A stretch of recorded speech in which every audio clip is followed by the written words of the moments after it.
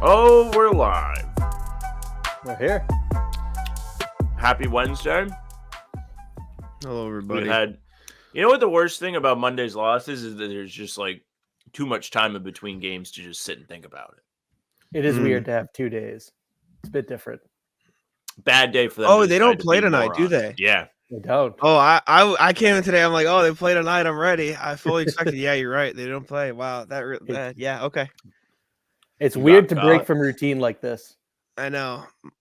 This is the last time I think they have a 2-day gap between games this season, though. For what it's worth. Yeah. Good. So get them over with. Yeah. Right. Whew. Anyways, hello everybody. John, I can't put your message on the screen because it's talking C's, but I will say Sam and I were in here like at 10:57. We saw that come through, and I go, this man is insane. He goes, perfect timing. I'm gonna eat my food while I'm watching. I just had mine. Sounds delicious, by the way, John. I love that. I'm gonna have to go get some food after this. It's just gonna be part of your morning routine. You get up, get your coffee, get your bagel. It's like my favorite part of the day. I go in the same place. They know me. They ask me how my ankle is. I tell them bad, and then I go about my day. My morning routine is wake up, use bathroom, stream. That's facts. Get up, shower, stream. 11:53. Go use the bathroom, jump in my seat. That's the morning routine. Although I did forget to schedule this last night, so I had to wake up an hour early, schedule, then go back to sleep. But we're here. We scheduled it. We did it. If you didn't make it last night, we were all on the Joey. We're on the Celtics of the Round Table. Go check out the replay. It's on the channel under the live section. You can rewatch the entire stream. We were joined by Kari Thompson of Boston.com, Cam Tabatabai, Celtics Wire, and Noah Dalzell of Celtics Blog briefly before she had to go back to the game. Justin Turpin will also be joining us weekly. He's from WEEI. We're going to do that every Tuesday. We're going to hang out every Tuesday. I have, by the way, fellas, since confirmed that I can do next Tuesday. We're just going to edit my other schedule around. I'll be there. So we're going to do every Tuesday, hanging out, the 6 or 7 of us talking Celtics. And last night we did talk about the Celtics late game execution, which we can touch on briefly here. But if you want our full thoughts, I mean, we talked about it for about half an hour, all of us there. So go check it out. It's the stream titled "Is Celtics late game execution as bad as advertised?" Celtics the Roundtable live under the live section on How About Them Celtics YouTube. Make sure to go check it out. Appreciate you, Joey. I'm glad you enjoyed. But obviously the Celtics late game offense let them down against the Hawks. Bobby, how worried are you about it going into the playoffs? Well, it's definitely the biggest area of concern going in, right? And so you look at all the factors that we talk about as being essential to them having success.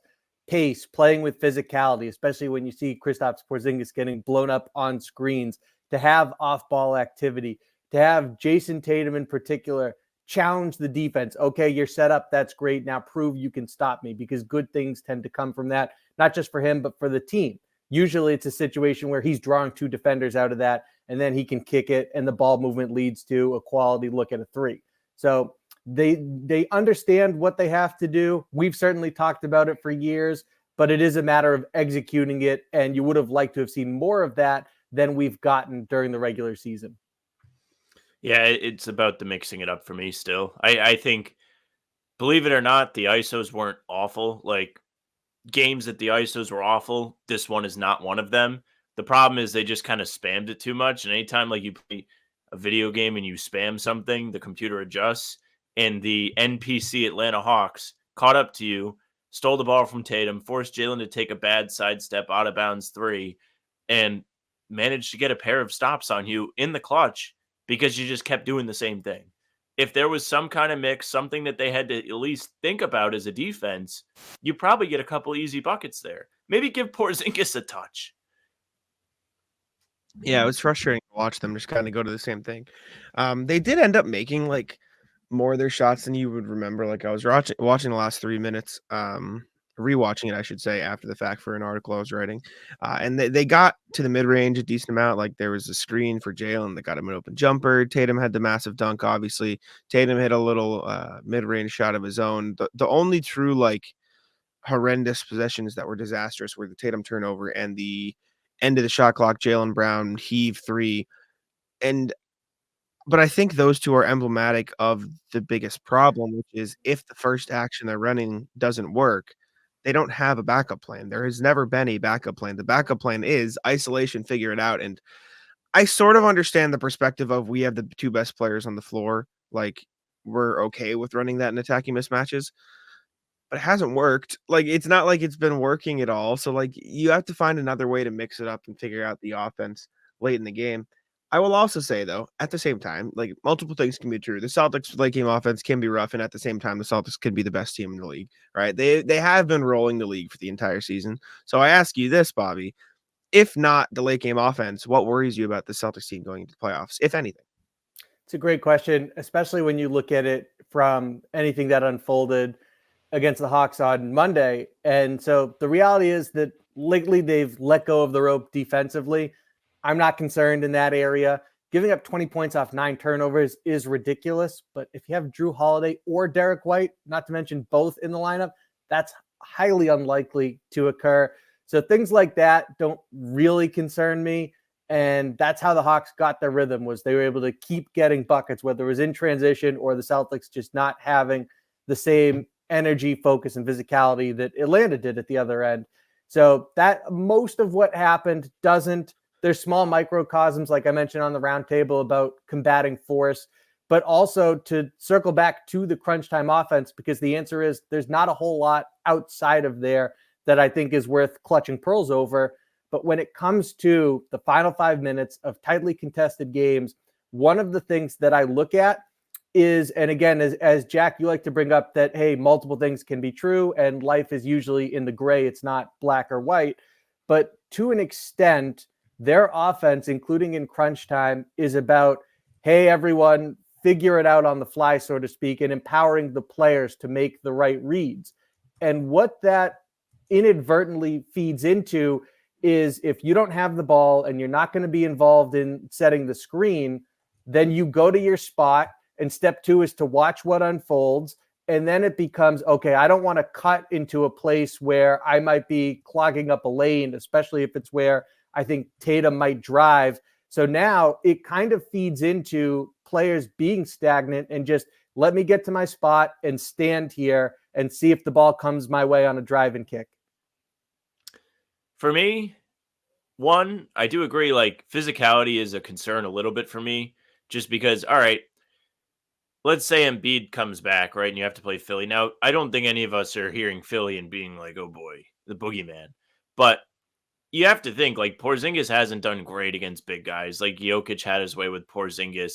There have been several. Nurkic gave them a hard time for a little bit in one of the Phoenix games. Like, there are examples of Porzingis seeing these big guys and just getting pushed around a bit. And I mean, he's not a perfect player. You're going to have weaknesses, and that's one that he happens to have. I think Porzingis is fantastic. I think he's been great against a team like Miami that has Bam, who's also physical. But even Bam had his way in the home opener back in October. Like, he cooked the Celtics. So if you want to worry about one thing, I think the paint defense is a little concerning. It's not overly concerning. I think Holiday is someone they can slide into, adjust. Like, they have different wrinkles that they can use to make things difficult on more physical players. But that's one.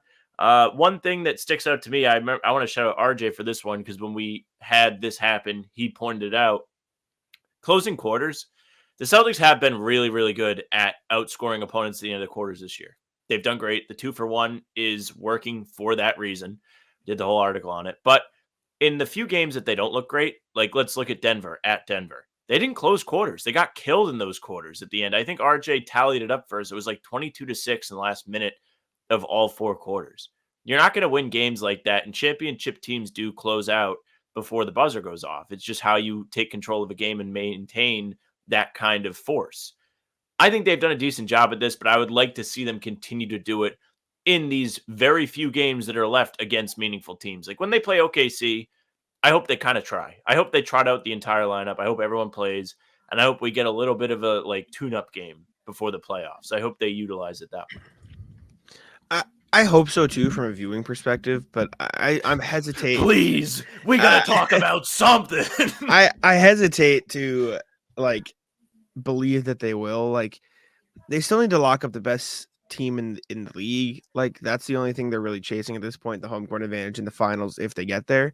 As far as stuff that I'm worried about, I think it all comes down to offense, in my opinion, at least, because Sam, you always say it, defense is such an effort thing, and they just like they don't care right now, to be perfectly clear. Like, and they have no reason to really. And so I think once the playoffs come around, they're gonna care again, obviously.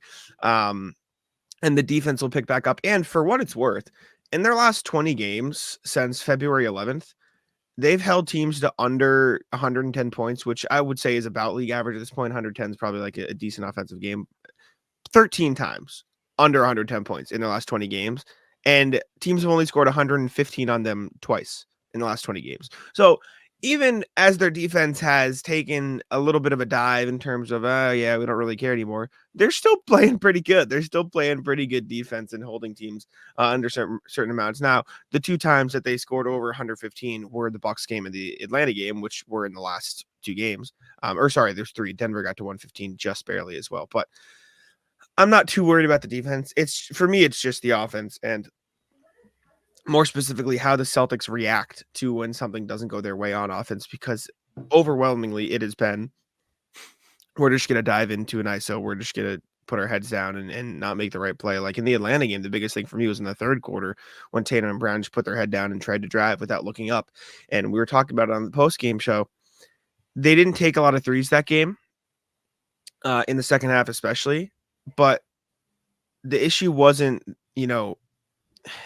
it wasn't good job noticing you weren't shooting well and then not taking them. It was, well, yeah, because you didn't take the good ones. You missed guys. You weren't hitting. You weren't driving and kicking. You were driving and missing. Like that. That is why they didn't take and make a lot of threes. So I think they need to focus on playing offense the right way, regardless of the situation. Like, I don't care if you're on the back end of a run. I don't care if you are down 5. I don't care if you're up 20. Just play offense the way works, like every single time. And since they are as good as they are, I think that's what they have to do.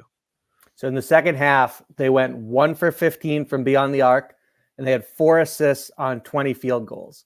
So like I say, there was a lot of missed opportunities, missed reads, and they weren't shooting the ball well when they were hoisting them.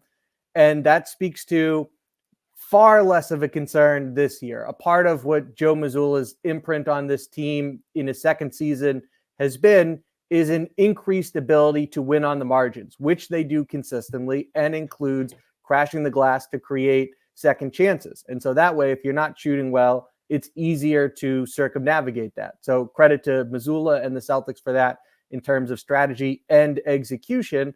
But at the same time, I don't think it's entirely unfair if someone says they shot sub 30% from beyond the arc and they lost to a shorthanded Hawks team. And what does that say about if they are to go cold in the playoffs and how they overcome that? Now, luckily, they have more options. And I think that Porzingis right now looks rusty as he comes back from an extended reprieve. So you expect him to be more sharp. You expect them, to Sam's point, he made this on the roundtable and today, that they'll get it to him in the pinch post. They'll get it to him down low as well and find ways to get back to being a more dynamic offense. So for those who are concerned about, hey, what happens when they go cold from 3 in a playoff game? Does that automatically signal that they're cooked that night? I don't think it does. Well, I also think, to pile on the Porzingis pinch post, do Tatum. Late in the game, just give him the ball at the nail. It's not going to be easy. The defense is going to bump him around. They're going to make it hard for him to get a catch. I understand. But I don't think the solution to that is, hey, we just have him bring the ball up so he automatically has the ball. If he gets the touch where Porzingis gets the touch, the same is true as what I said yesterday. That's an auto double. It's a free put pressure on the defense play, and he doesn't even have to be flying down the lane. See, I don't think defenses will double late in the game, though. Like, I don't think all right, then he's in a good spot. But so, would you rather him? It's all about time and score on whether they're going to double Porzingis. If it's a close game and they feel like they can help and get out to the 3-point line afterwards, they might send 2. This is what I feel about the Tatum thing. Okay, Tatum versus Porzingis, right? I am more confident in Porzingis turning around at the free throw line and sinking a shot because that's like his number one thing that we've seen him do. But Tatum can do that, and he can also pump fake and get to the rim, and it's easier for him to get there. It's more under control. I think finding a way to make your offense more controlled late in the game is going to help you be more efficient and reliable too. Like the one thing I was super excited about when Jalen was really dominating and bullying guys, I was like, do this late in the game, go through someone's chest. It's hard to stop. And we really didn't see that on Monday. There were some out of control Jalen plays that I didn't love, even in the third quarter as they were melting. I was disappointed to see that the same controlled chaos was not there. So if they manage to bottle up the controlled chaos, I think that's also a weapon. But you can't guarantee it, which See, sucks.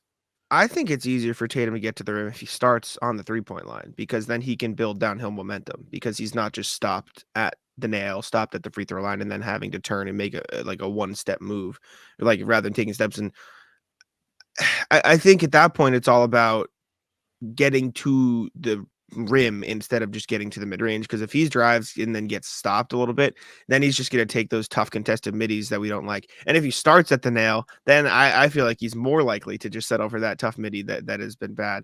And for what it's worth, Tatum has been a lot better late in the game, like at driving. Like he did it against Atlanta. Right. He I did. He thought he got was the good. drive. He had the dunk. He did it in previous games too. He did it against the Bucks. He's done it a few times. So I don't know. I hesitate to like send everything into the middle of the floor late in the games, because I just don't think teams are going to double. And you've seen that, and that's a big reason why the Celtics get bottled up, is because they can't work out of that same draw to and then kick to the open man late in the game, which has been like the backbone of their offense, because they are so good. So I just don't like. I think defense is bogged down. I think the teams hesitate to switch and send help and all that stuff, and they'll just live with the matchups that they have. And then the Celtics end up saying, okay, I guess we'll just have to live with this. And then they take the mid-range shot. So that's the only hesitation I have with Tatum at the nail. I get Porzingis a bit more because he is a walking mismatch and he'll be able to shoot over guys, but I don't know about anybody else. It could just be in the pitch mix. Doesn't have to be every single time. Like the answer to this is there is no auto fix every single time. I think that's what we've kind of come to over like the last month, because Cleveland, they were bad, and Denver, they weren't great down the stretch. Even though Holiday took over and went supernova, they still didn't look fantastic. Like it's just like, hey, do what you do, but also just do other stuff. I also think we have a large enough sample of certain actions that have proven they're probably going to work and are at least worth running in crunch time. Whether it's, and again, this is over the whole final 5 minutes. It doesn't have to mean last possession game on the line situation, but a Derek White Porzingis pick and roll, getting it to Porzingis in the middle of the floor, because Jack, you're right. They're probably not going to send two. I could see some defenses switching up a look that you didn't get in the regular season, kind of like people weren't expecting Denver to play the Tatum Porzingis pick and roll the way they did the second time around, right? So you're going to get some looks you didn't see in the regular season. But Porzingis, for the most part, is going to get one defender that he can shoot over, and that's advantage Celtics. So there's all these different actions. The low angle screen from Porzingis for Jaylen Brown that worked against Atlanta late in the game, that's something that has been effective all season long. So to me, there's all these different options with a large sample size of success that they can go to, as, to use Sam's words, spin the dial in the final 5 minutes of playoff games. Just been playing a ton of MLB The Show. I'm afraid to spam fastballs. Like I'm watching the Celtics do it, and they get taken deep. It's devastating. You got to mix it up. Shake off the catcher every now and then. Exactly. Speaking of Drew Tatum, just calling, like he's putting the fist down as 0, calling his number. Joe's like, no. He wants that high heat every time. Yeah. Speaking of the of Drew Holiday, Drew Holiday was recently on the Draymond Green show. Sam and I talked about it on today's video. First thing he talked about was just what it'll take for the Celtics to go over the hump. Said it's a sense of consistency and calm through every storm, every series, every playoff run. Something goes to crap. I almost said the word. But thank you. I'm just reading the quote that you texted. The Celtics have like preached this mentality all year, Joe Mazzulla specifically, of day to day. We're going to focus on today, then we'll focus on tomorrow when tomorrow comes. And I think that is the correct approach in the playoffs. But Drew Holiday is right. Something inevitably goes wrong in the playoffs. Something will happen. Like there will be adversity to overcome. Knock on wood, it's nothing too bad. But how do you envision, Bobby, the Celtics handling that and being able to get over that? And what do you think it could be? Well, I think what it plays into is the fact that this is probably the team with the most options. I mean, Denver, Jokic has all these counters within the course of a play. But the Celtics, if you take away something that they're doing well, it opens up something else. There's a reason that they have the most talented top 6 in the NBA, and that they have the versatility at both ends of the floor. Like, Joey Spatulas talked about, hey, I'm a bit concerned for when they have to put 2 on the ball and what it means for them defensively, because they can stay out of it so frequently. This is not a young team. These are veteran defenders that have shown an impressive level of cohesion and ability to play on a string when they have to rotate. So I look at it and say, there are going to be things that aren't working for them on a certain night or a certain series that they'll have to grind it out without being able to tap into. What it is, it's going to depend on the matchup, really. But at the same time, they have the counters for that. And so their versatility is why I'm not concerned.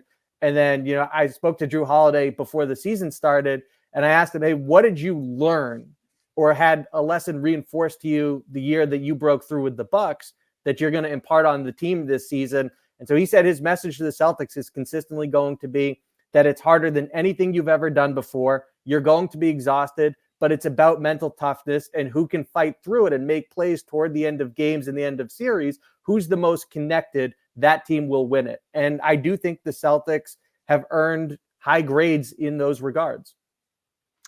Hearing him say it's about who can make plays late in games doesn't make you feel great. Now, does it? How can the Celtics battle adversity? So the good thing, as terrible as it is to hear it's important who makes the late game plays, it is great to hear you are going to face adversity, because the Celtics have done a great job this year of bouncing back, whether it's in game or over the course of games. Like, they've only lost 2 games in a row twice. Usually they come back and they win the next game after they disappoint everybody and everyone asks if they're frauds and the season ends.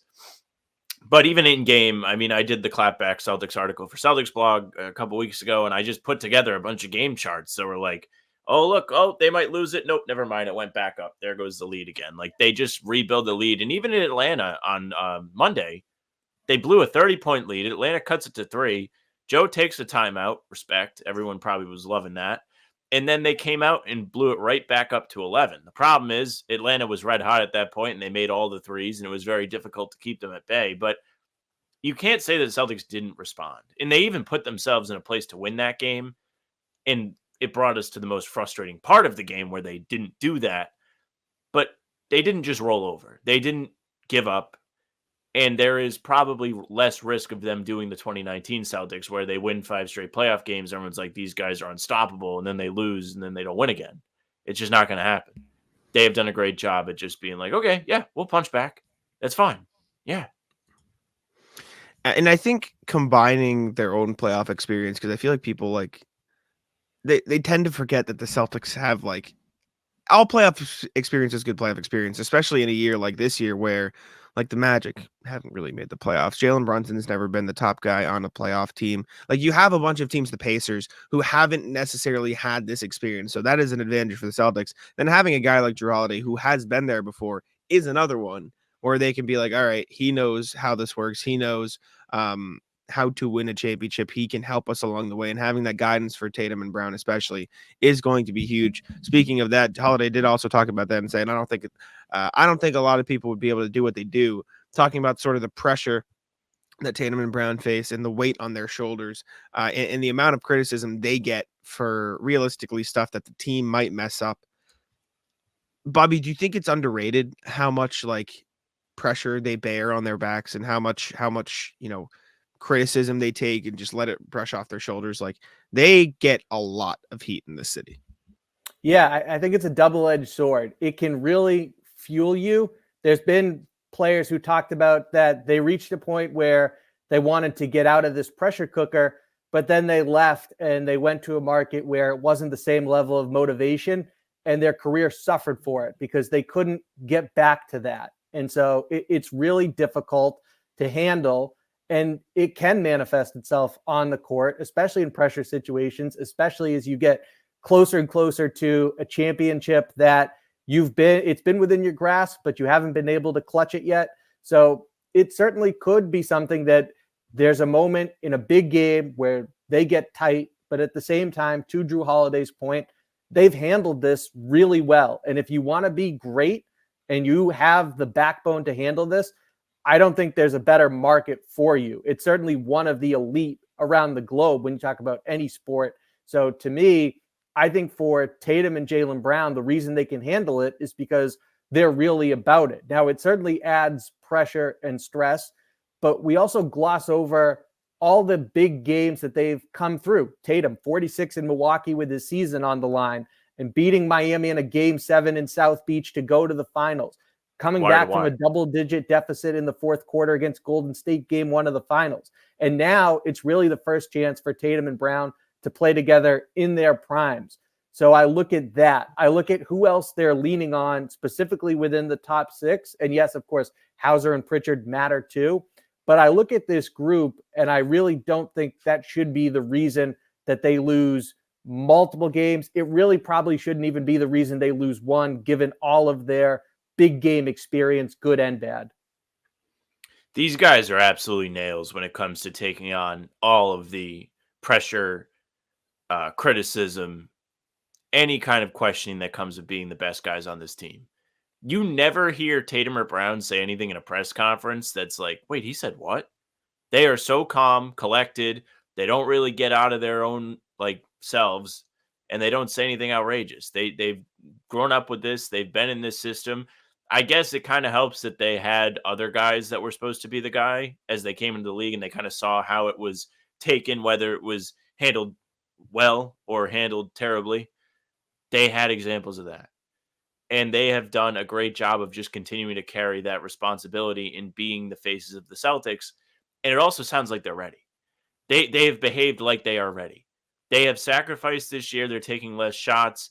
They are both seemingly more engaged defensively. Not that Tatum ever felt like he wasn't. Even when he doesn't score, Jack says this all the time. He's doing other things to fill up the stat sheet to help the team win. Jaylen has taken on this extra responsibility of defending the other team's best guy, being physical with them, chasing them around.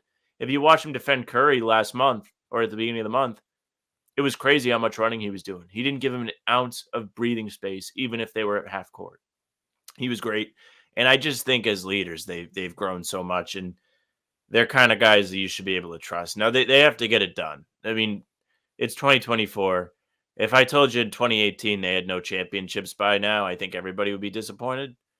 It's time. The fan base is ready. I think we're all ready. And it's just like a weird high pressure situation where if they don't win a championship, I don't know what to tell you. I mean, like y'all both said, credit to them for being able to take on the pressure and accepting that this is the type of thing you should want as a player, because as Bobby mentioned, there are just some players who aren't built for this. Like, it is what it is. Like the Kyrie markets like Boston, Philly, New York, like it is tough to play in a city where the fans care as much as they do. And that certainly describes Boston. Last Celtics thing, heading in to round 2 against the Hawks, or game 2, I should suppose you'd say, what adjustments are you looking at, Bobby? And more importantly, I ask you, do you care how they respond in this game? Or do you truly have to just look at it as it's just another game before the playoffs? It doesn't matter. Just play your best and accept the result. It is just another game before the playoffs. And we've both talked about how they've let go of the rope defensively lately and still done pretty well limiting teams' output at the same time. And not that I'm going to apply this to what it says about them going into the playoffs. It would be nice for them to go out there and just steamroll a team that you are much better than from start to finish. And Atlanta, by the way, is really fighting, in regards to play-in position. So this matters to them. You're not playing a team that's just out there for pride and that alone. I would like to see the Celtics come out and punch them in the mouth and put together a 48-minute complete victory that is convincing. At the same time, a lot of people will use this as an indictment on their mental makeup if they were to lose or they have to barely pull it out. But at the same time, it really is just another regular season box that they have to check off before the playoffs arrive. Yeah, the loss doesn't really bother me that much on Monday. I'm pissed they lost, but I don't care they blew a 30-point lead. I just don't, because when they were up 30, I didn't care.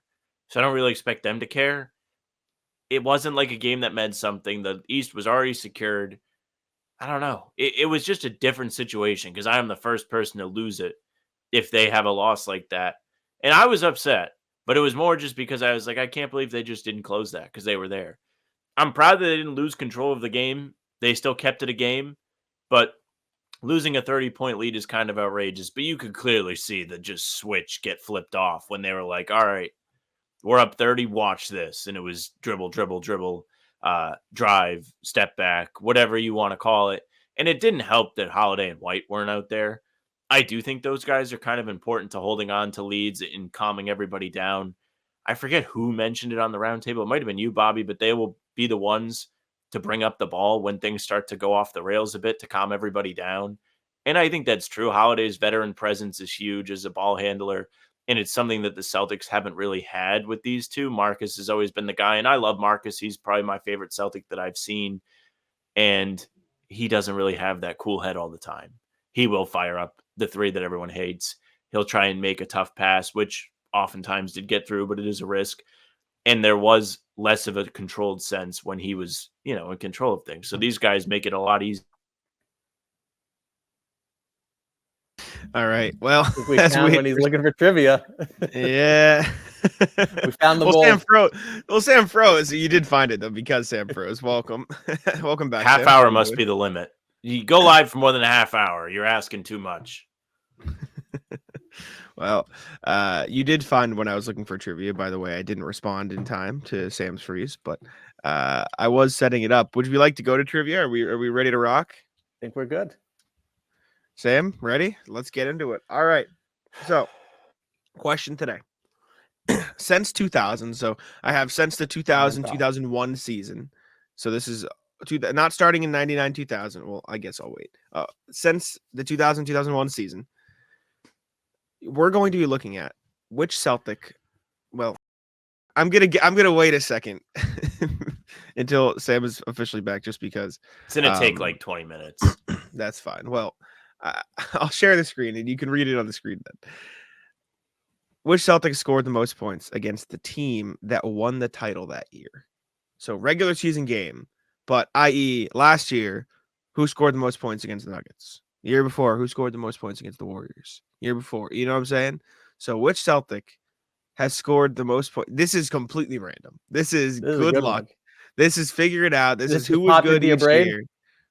I was fiddling around with the filters and I was like, oh, I can filter by this, like how good the team was. Oh, I can filter by who won, like got this far. And I could filter by which team won the finals. So we are looking at who scored the most points. Again, chat's off, obviously. Chat's off. Against the team that won the finals that year. Bobby did win, so Bobby will be going first. Sam's gonna be back and forth, so maybe we filibuster a little bit while we wait for Sam's internet. But you're gonna be waiting a while. He's locked in right now. You heard me. You've been hearing me the past few things I've been saying. So Bobby, I'll let you rock here. Most points scored against the team that won the finals that year. Again, we're starting into the 2000-2001 season. Who was the Lakers, I believe? Paul Pierce. Paulie Pierce. Let's take a look. I should make you say the year too. I'm not gonna. 42 for Paul Pierce. It would 42 for Paul Pierce. And we'll wait. Now we wait. Hello, chat. That was unfortunate timing. It's always going to be unfortunate timing. His internet is just going to be cooked for the next 20 minutes. The IT gods really do seem to cap him at about 32 minutes. I keep telling him I think we were 27-3 in the last 30 games. People are acting like they're not a bad team, Birkin. Few bad losses. Welcome back, Sam. Would you like to get a guess in before you freeze? Did you hear the question? Oh, my goodness. That was like a fake out freeze. Thought he was with us. He was back, and then he wasn't. Like Michael says, like the stream, we'd appreciate it very much. Appreciate you, Michael. Bobby. How's your day going, Bobby? My day is fantastic. I'm curious to know what's on the Chick-fil-A order for Jack Simone today. I got it yesterday, so I don't actually know if I'm going to end up getting it again today. I might just go make myself some food. I'm going to guess try to be less Kyrie while I'm here. There we go. All righty. That was efficiency right there. Thank you. We appreciate the efficiency. Kyrie Irving does, in fact, put him ahead by 1 point. 43 points for Mr. Irving. Good was guess, that against Sam. Toronto? It was, yeah. Great guess, Sam. Wow. That was sick. Do you know the year Pierce did it, or were you just? Oh wait, this is a single game. Yes, Pierce did against the Lakers. correct. Yeah. Most points scored against by Celtic against the team that won the title that year. Yeah, Pierce did it against the Lakers in 01. Kyrie did it in the 18-19 season. Back to you, Bobby. You had plenty of time as we filibustered. No, I think I'm here. Welcome. Oh, there we go. He's locked in now. I meant plenty of time to think the last No, time. no, I know. I'm saying. Yeah. Really wasn't thinking about answers as we filibustered. Want to know Jack Chick-fil-A order? Yesterday I got a sandwich and some nuggets. The nuggets do sound good though, so don't. You might have tempted me. God damn it! I was gonna be. Make a healthy lunch, Jack. We'll see. We shall see. Oh, I gotta turn off the chat. I'm not looking at it. No one's giving answers, but I forgot to turn it off in my absolute crisis. He just comes firing immediately with the perfect answer next. Oh, it's not me. No. To be Bobby honest, freeze for you? No. Oh, my Bobby's Wi-Fi is just allowing me to see one of you at a time. That's cool. Go ahead, Bobby. I mean, it's not even like a specific memory, but I will go with Jason Tatum. Mr. Tatum. Alrighty. Jason Tatum does get you 41. 41 of them things. Pretty good. Pretty good. This is a good question. This is a fun one. Thank you. I'm gonna guess Jalen. Mr. Brown. He had a big game against the Lakers when they won 2020. I can't find the tab. Oh. 33. No. Bad guess. Yeah, this one might be worse. I'm going with Isaiah Thomas. I should have guessed Isaiah. Shame. Sam, no, you shouldn't have. 27. Really? Yeah, I was worried. Huh. You have to think about how few games each year they play against. Like they only get. I know. Like I 4 thought he had games. a big game against Cleveland the year they won. I guess I'm wrong. That's what I would say. If he that is the big game against Cleveland. 27 against Cleveland, 2016. Bizarre. All right, time to think.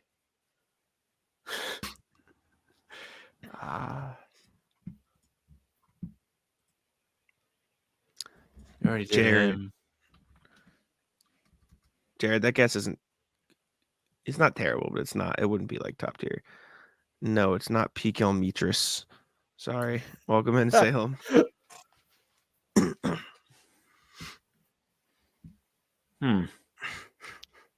Michael, no.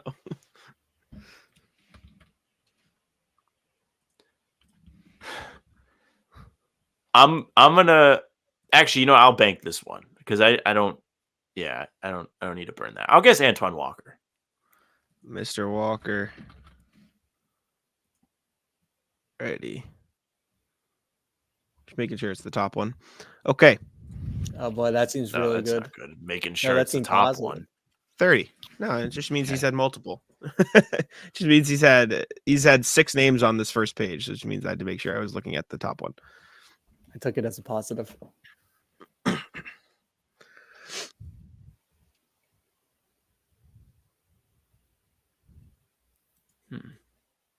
Jared, you guys have chats off, right? Yes. Jared, that's the number 1 answer. Good job.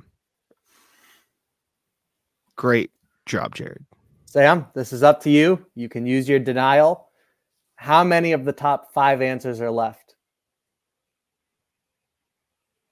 Can I say that, Sam? What?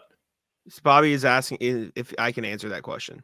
How many of the top 5 answers are left? He just said it. I lagged. Oh, okay. Did you hear it? Did you lag again? He said it again. I heard him say it. You can say. So if there's duplicates, do you want like just the top 5 raw, even if there's duplicates, how many are left? Or do you want just the numbers? So like of it doesn't the top matter 5 games. Multiple people scored the same. Of the top 5 games left, there's 1 name left. Okay.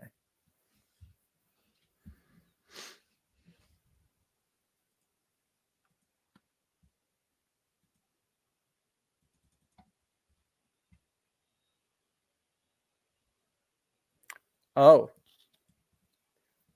this is a wild guess, but Jeff Green. So Jeff Green was going to be the guest, and I was like, I'm going to save that. Sam, you shouldn't have saved it. 43. I thought I knew who you were talking about too. That's not who I thought you were No, thinking. I just cursed. I'm sorry. Was that the number one? Yeah. So this doesn't count the playoffs? No. Okay. No. In the regular season. Man, that sucks. I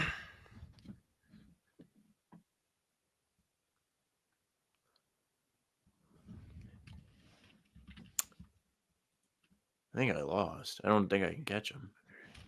Bobby would have to have some stinkers. Yeah. Which is possible.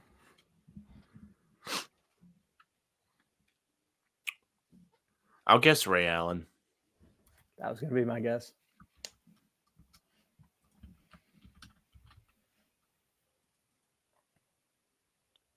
Ray Allen. 28.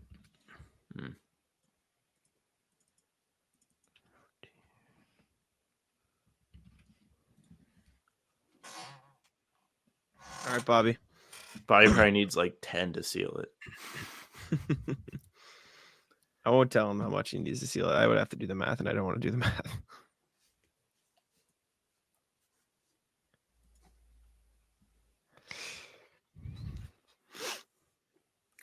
It's a bit of a. I think this is just a safe guess, so I hope I don't get burned for it. Kevin Garnett. Oh boy, that's a bad guess right there. No, I just typed it when I was putting it in. Definitely had like 20. 24. That works for me. Does it? 37. I would need Jeff Green. Yeah, that does do it. That does do it. Terrible. Would you like to make another guess or just chalk it? Just chalk it. All right. 3 to Bobby. You know what would have been electric if that Dana Barros 50-point game was against the title team that year and he nailed it. Michael wants you to guess Rondo to pick the chat, so I'll put Rondo. Rondo was the one I was going to guess, but I lagged when you said it wasn't playoffs. Yeah, it's not. It's just regular season. It would have given you 22 anyways. I'll just put it in there for the sake of Michael. But yeah, Jeff Green, Paul Pierce, Tatum, and Kyrie were the top 4. I thought it was interesting having that one in there. So Bobby getting that and getting the other 2 as well sealed it. Other names towards the top. There was a fall off after those 4 too, which is why it was kind of crucial that those were split. Wally Zerbiak had a 30-point game against Miami in 2006. Yeah, I don't remember a single Wally Zerbiak Celtics game or performance. Yeah, he had 30 against Miami in 06. Other ones, Delonte West had 27 against the Spurs in 07. So that would have given you a good one. Jared Sullinger had 26 against the Warriors in 15. Excuse me. Al Jefferson had 26 against the Spurs in 07. And then Al Horford had 24 against Toronto in 2019. So those could have been some other good ones. But I'm so mad. You had to reach deep into the bag for that. When you said no, I'm gonna put that in the bag. I'm like, he has it, and he should. Like, I knew who you were talking about too. I could tell. So I was like, I thought you were thinking Ray Allen. I was just like, I don't think he's gonna guess Jeff Green. Like, I think he's gonna go with like just one of the top guys. And I was like, I'll just grab Antoine Walker. Because I wasn't I thought Jeff Green had like 33. I didn't know it was 43. Mm-hmm. Yeah, I thought I know nuts he got off against to a Miami. crazy start in that game, which was like just 11 years ago, like the other day. And I just thought he cooled off. I didn't remember that. If I knew it was 43, I obviously would have taken it. I think he cooled off, but not until like the 4th quarter. Mm-hmm. Also the game where LeBron put Jason Terry in a body bag. Yep. Poor guy. It was a tremendous game. Yeah. Well, Sam, now you have a chance to do what the 23 Celtics couldn't do in the ECF down 0-3. I've just lost. Like, I'm now the Pistons. Comeback time. It's comeback time. Don't want to be the team. Appreciate y'all for tuning in. Make sure to subscribe to How About Them Celtics and leave a like on the video. You can check out Bobby's work at si.com/NBA/Celtics, and I will let Sam wrap it up. Yeah, thank you very much for watching. If you tuned in live, we do appreciate that very much. These are a ton of fun to do, so when you guys come hang out, makes it even better. You can follow Bobby on Twitter at Bobby Kravitsky. You can find him working for SI Media for Inside the Celtics. He is on the ground. He's doing great beat coverage, and you want to follow him to get all your Celtics updates. You can also find us on Spotify and Apple. That's a great way to find the full pods and game recaps, audio only. You can leave a 5-star review. We'd appreciate that. You can find us via email, hbtcpod@gmail.com. We're recording later today, so if you want to get those emails in, go ahead and do it. We'll read them. Basketball, not basketball, does not matter. You can find us on socials at How About Them C's, Twitter, Instagram, and TikTok. The Facebook is just the name of the podcast. Our streams are there. They're on YouTube, and they're on Twitter. Jack's Twitter's at JackSmonNBA. My Twitter's at Sam LaFrance NBA. That's it for us. Bye.